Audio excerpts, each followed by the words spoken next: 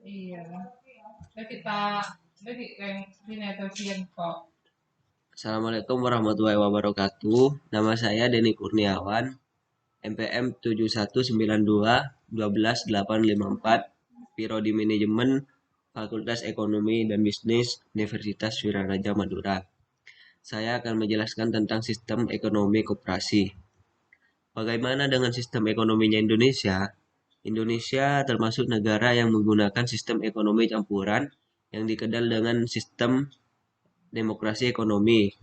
Menurut pendapat Dawam Raharjo tahun 1997, sistem demokrasi ekonomi dapat diartikan sebagai suatu sistem ekonomi di mana kegiatan ekonomi diatur oleh rakyat, dilaksanakan oleh rakyat, dan ditujukan oleh kesejahteraan rakyat. Di dalam sistem demokrasi ekonomi ini, segala produksi yang menguasai hajat hidup orang banyak dikuasai oleh negara, sedangkan produksi yang lainnya diserahkan pada pasar. Sistem demokrasi ekonomi yang merupakan penjabaran dari Pasal 33 Undang-Undang Dasar 1945 secara jelas menyebutkan bahwa pengelolaan kegiatan ekonomi harus dilaksanakan secara kekeluargaan. Bentuk badan ekonomi yang paling cocok dengan sistem demokrasi ekonomi ini adalah koperasi. Secara eksplisit dalam penjelasan pasal 33 Undang-Undang 1945, Bung Hatta telah memasukkan koperasi sebagai bentuk badan ekonomi yang harus diselenggarakan dalam perekonomian nasional. Oleh karena itu, koperasi harus menjadi soko guru perekonomian nasional. Sebelum memasukkan bentuk ekonomi koperasi dalam pasal 33 Undang-Undang Dasar 1945, sebenarnya Bung Hatta bersama 3 tokoh ekonomi Indonesia pada saat itu telah mempelajari perekonomian di beberapa negara Eropa. Hasil dari belajar itu setelah disesuaikan dengan kondisi bangsa Indonesia, lahirlah suatu bentuk ekonomi koperasi. Oleh karena itulah bentuk ekonomi koperasi dimasukkan dalam Undang-Undang Dasar 1945, khususnya pasal 33.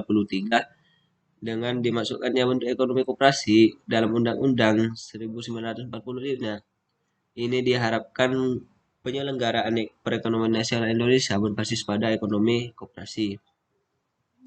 Sistem ekonomi koperasi. Sebagai suatu sistem ekonomi, koperasi tentu memiliki jiwa atau ideologi tertentu yang menjadi karakteristiknya. Untuk memahami karakteristik koperasi Indonesia, kita harus tahu konsep dasar koperasi Indonesia, khususnya yang menyangkut pengertian dan nilai-nilai dasar, serta prinsip-prinsip koperasi. Koperasi dalam trilogi pembangunan. Trilogi pembangunan yaitu menciptakan pemerataan pembangunan dan hasil-hasilnya, pertumbuhan ekonomi yang cukup tinggi, serta stabilitas nasional yang dinamis dan strategis yang kemudian juga dijadikan sebagai misi yang melekat pada masing-masing pelaku ekonomi, baik negara, swasta, maupun koperasi di dalam sistem ekonomi nasional yang kita bangun. Keunggulan komparatif pelaku ekonomi kita bisa lihat dari tabel. Dari bagian di atas dapat disimpulkan bahwa keunggulan pelaku ekonomi BUMN lebih terfokus dalam bidang stabilitas, sedangkan BUMS lebih diarahkan untuk mencapai pertumbuhan ekonomi. Badan usaha koperasi ditinjau dari aspek prinsip-prinsip organisasinya lebih menitik beratkan pada asas pemerataan. Syarat pendirian koperasi. Pasal 12 Permen Koperasi dan UMKM nomor 9 tahun 2018 tentang penyelenggaraan dan pembinaan perkoperasian telah mengatur mengenai persyaratan pendirian koperasi di Indonesia. Pendirian koperasi dilakukan dengan mengadakan rapat pendirian koperasi yang harus dihadiri oleh para pendiri dan juga dihadiri oleh pejabat yang berguna untuk melakukan penyuluhan terkait koperasi. Jumlah orang yang hadir dalam pendirian koperasi akan berbeda tergantung jenisnya. Untuk pendirian koperasi primer dihadiri oleh 20 orang dan akan lebih sedikit untuk koperasi sekunder. Syarat koperasi primer. Yang pertama, pendiri koperasi mengajukan akta pendirian koperasi baik itu secara tertulis maupun secara elektronik kepada menteri dengan melampirkan beberapa persyaratan yaitu satu, dua rangkap akta pendirian koperasi yang bermaterai. Dua, berita acara rapat pendirian koperasi. Tiga, surat bukti penyodoran modal. Dan keempat, rencana awal kegiatan koperasi. Syarat koperasi sekunder. Syarat untuk mendirikan koperasi sekunder sama seperti koperasi primer, namun terdapat beberapa tambahan dokumen berupa satu, hasil berita acara rapat pendirian, dua, keputusan pengesahan dalam hukum koperasi primer atau sekunder, tiga, NPWP aktif untuk setiap calon anggota koperasi primer atau sekunder. Syarat koperasi simpan pinjam atau KSP. Terdapat persyaratan khusus untuk KSP yang bisa dilihat pada pasal 10 ayat 5 Permen Koperasi dan UMKM nomor 9 tahun 2018.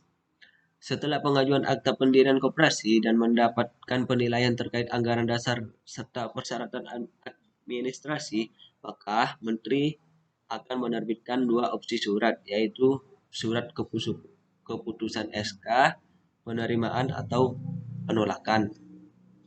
Tahapan dan prosedur pendirian koperasi. Peraturan Menteri Koperasi dan UMKM nomor 9 tahun 2018 telah mengatur tentang tahapan dan tata cara pendirian koperasi, yaitu pertama, perencanaan pendirian koperasi, yang kedua, menyampaikan rencana dan konsultasi ke daerah pusat maupun dinas, yang ketiga, rapat pendirian koperasi, yang keempat, verifikasi nama koperasi, yang kelima, pengajuan pengesahan akta pendirian koperasi, yang keenam, verifikasi dokumen permohonan, yang ketujuh, mekanisme di Sisminkop, dan yang kedelapan, pengesahan pendirian koperasi. Awal modal pendirian koperasi. Modal sendiri berasal dari satu, simpanan pokok, simpanan wajib, dana cadangan, dan hibah.